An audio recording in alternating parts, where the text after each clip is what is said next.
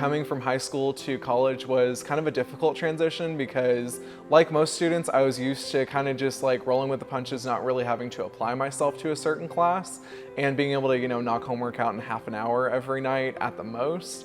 So getting that self-motivation to sit in my room and do my homework was really hard for me first semester, especially with my math class. I did not have to apply myself in high school. School always came easy for me.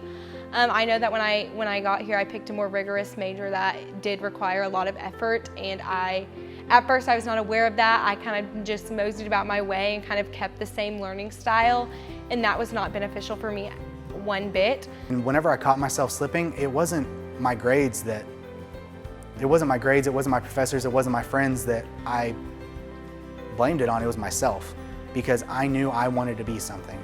And I knew if I wanted to get there, I had to be successful in college.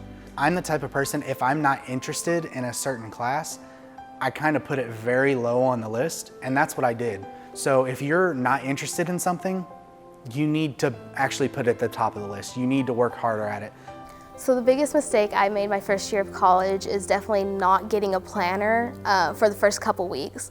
I thought that everyone would remind me when things are due, and that is not necessarily the case for every class and professor.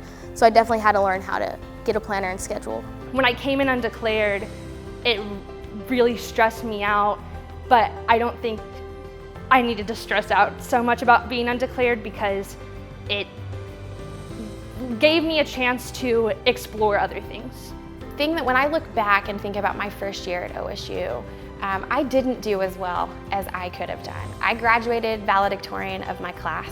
I graduated with a 4.0. I came in with academic scholarships. My first semester on OSU campus, I failed my first class. And so I think that one of the things that if I could go back and do that semester over, I would have gotten plugged in to the resources that were available to me. I was really nervous and timid about asking for help because I really had this idea of the stigma that surrounds things like tutoring or academic support, is that those are for students that can't grasp the content. Those are for the students that maybe aren't as successful in the classroom. Well, that wasn't me, at least in my mind.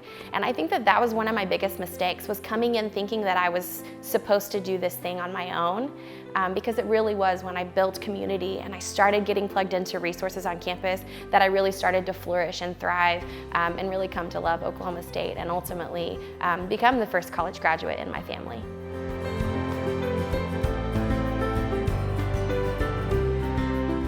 But there's also different opportunities around campus, such as the Lasso Center and the Math Learning Center. They are other resources for you to use whenever whatever you're doing currently is not helping. So the Lasso Center, you schedule appointments with tutors, and they usually will have a tutor for that specific class, and you can sit down and kind of come up with a plan to help you study better, help you understand the material, and kind of just get you back on track where you need to be. What you have to understand about tutoring, especially in college, is it's not embarrassing to ask for help if you need it. Whatever you need to make you succeed and make you do well in your classes, it's here. And there's people here to show you where it is if you can't find it. So I have the privilege of working in the Lasso Center, and really what we're there to do is to come alongside students from the moment that they step on campus until the time that they graduate, helping them and supporting them through their academics while they're here.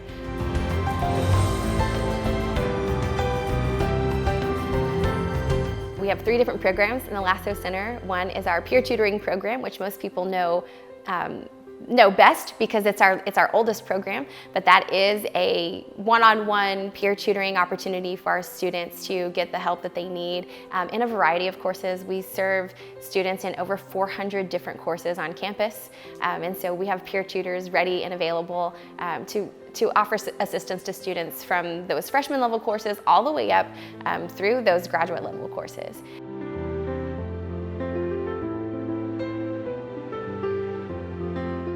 But what SI is it's a unique opportunity for students to learn from other students who have already taken the classes that they're taking. So what the SI leader does is they go to class, just like all of the students in the class. The only difference is that now they're getting paid to do that because this is now their job.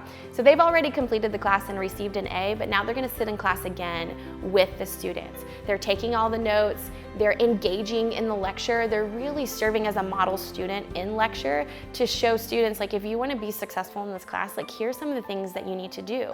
So one thing that students will notice, and a little bit of a difference between maybe our peer tutoring program and our SI program, is that it is a small group setting. So students are meeting in small groups to really collaborate and really delve into the content. But one thing that the students can really be, can rest assured knowing that the content that the SI leader is providing in those sessions is relevant to that semester's section of the class. And so if something changes, if an instructor is maybe focusing on something this semester that they haven't in previous semesters, the SI leader is going to know that because they're sitting in class and they're working with the instructor.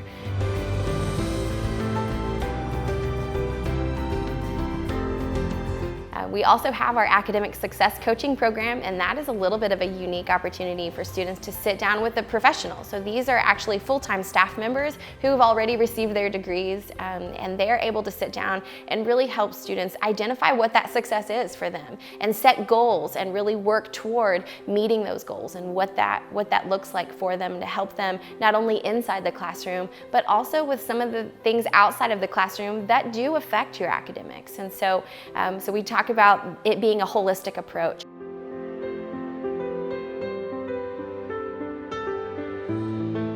One of the biggest resources that I used my freshman year was the MLSC, or the Math Learning Success Center, up in the 5th floor of the library. Basically, that's just a great quiet study space where you can go up there, do your math homework. If you run into a problem, it's super easy just to raise your hand. A tutor that's qualified to teach you in that subject will come right over to you, answer your question, and you can continue going on about your homework.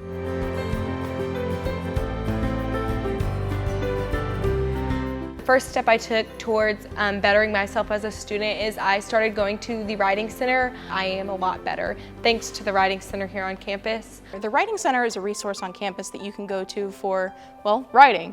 So maybe you have a paper for a class that you'd like someone to help you look at, or it can even be something like a resume or an application essay. I've been to the Writing Center for both a school essay and an application essay, and they've been awesome both times. They're not going to write your paper for you, but they're definitely going to provide some great feedback and make you feel like you've got a good paper on your hands.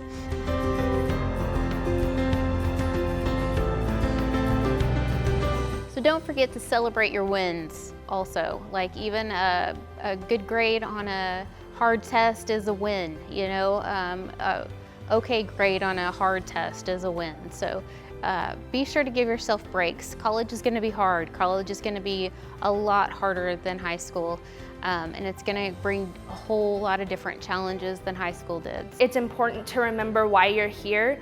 It's important to remember your end goal at the end of college. What kind of career do you want to have? What kind of life do you want to have after you leave? I know it was important for me to keep track of when my homework was due so I could get it done on time, so I would make a list of that as well. I think the biggest mistake I made academically my first year was kind of not really balancing my self-care and my academics at the same time. I did not get a whole lot of sleep my freshman year. I took too many hours. I bit off more than I could chew. And I didn't get a whole lot of sleep, so I wasn't really at my best sometimes during classes. And I think feeling your best and kind of being at your best is sort of a step to take to make sure that you're learning as much as possible.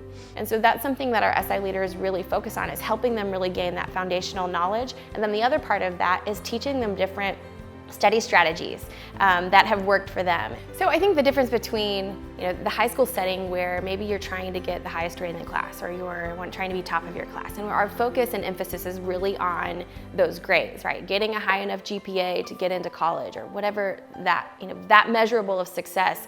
It really is a letter grade or a grade point average. Whenever we get to the university setting, especially in those first years, I think that one of the things that we recognize and really need to emphasize is that in order for students to be successful the entire time that they're here, they really have to build a strong foundational knowledge during those gen ed courses. So when you're taking your general chemistries and your Comp 1 and Comp 2 and some of those classes that everyone has to take. There's a reason that everyone has to take those classes, and that's because that's building the foundation that's going to help students be successful whenever they get to their program-specific or degree-specific courses.